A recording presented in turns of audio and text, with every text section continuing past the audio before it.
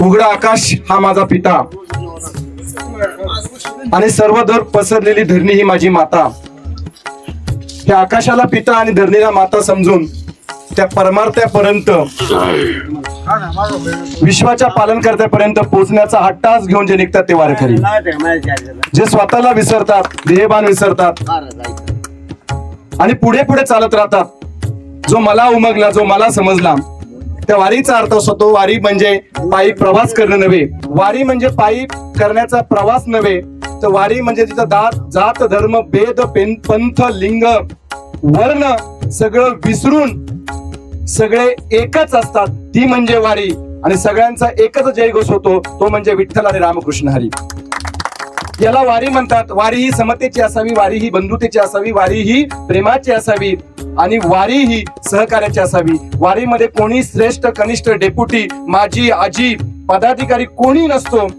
सगळ्यांचा पोशाख वेगळा असेल पण सगळ्यांच्या मनामध्ये चालणारा भाव एक असतो आणि त्या भावामुळे चालती ती वारी.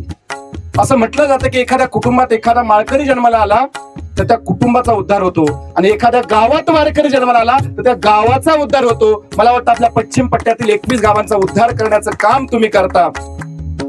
माझी घरी शेती आहे, माझे घरी दुकान आहे, घरी माझा बंगला आहे, माझी बायको आहे, माझी मुलं आहेत, माझा पाऊस पडेल की नाही याची चिंता नसताना या सगळ्यांसाठी मनात भाव ठेवून सगळ्यांच्या वतीचा निरोप. आज महाराष्ट्राची 15 कोटी लोकसंख्या आहे, संपूर्ण महाराष्ट्राची 15 कोटी लोकसंख्या आहे, पण त्या 15 कोटी पैकी साधारणपणे महाराष्ट्रातून 10 ते 12 लाख वारकरी त्या पंढरपुरात दाखल होतात आणि ती 15 कोटी जनता सुखी राहते. याचं एकमेव कारण माझ्या वारकऱ्यांनी त्या पांडुरंगाचा मिळवलेला भाव आणि आशीर्वाद, याच्याशिवाय काही नाही. मी नेहमी म्हणतो देह हाच पांडुरंग, आत्मा हाच पांडुरंग. पांडुरंगापर्यंत पोहोचण्याचा एकमेव मार्ग म्हणजे आपला आत्मा. जो आत्म्याशी प्रामाणिक असतो, जो त्याच्या देहाशी प्रामाणिक असतो, जो त्याच्या कष्टाशी प्रामाणिक असतो, तो पांडुरंगाशी प्रामाणिक होतो.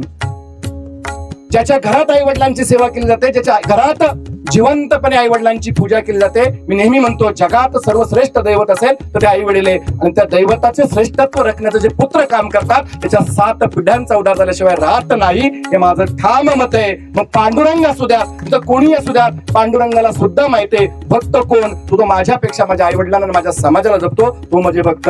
मी एवढा मोठा नाही बोलण्यात का, पण मला हे निश्चित माहित आहे माझे तुम्ही सगळे मायबाप आहात. आम्ही पुण्यात किंवा गावात तुमची प्रत्येकाची मुलं कामं करतात, एकमेव कारण तुम्ही त्या पांडुरंगाकडे प्रत्येकासाठी सुख मागतात. जगातील सर्वात निस्वार्थी व्यक्ती जो असेल ना तो म्हणजे वारकरी. आता प्रत्येकाकडे स्वार्थ आहे, मला माहिती आहे. मी इथं बसलो पण माझी 50 लोक तिकडे काम करतात, माझ्या मुली घरी आहेत, इथून निघेल कधी हे मला माझ्या मनातला भाव आहे. पण तुमच्या मनातला भाव नाही ना, तुमच्या मनातला भाव आहे उद्या पुढे कसं जाता येईल. हा फरक आहे सामान्य व्यक्तीतला आणि वारकऱ्यांच्या.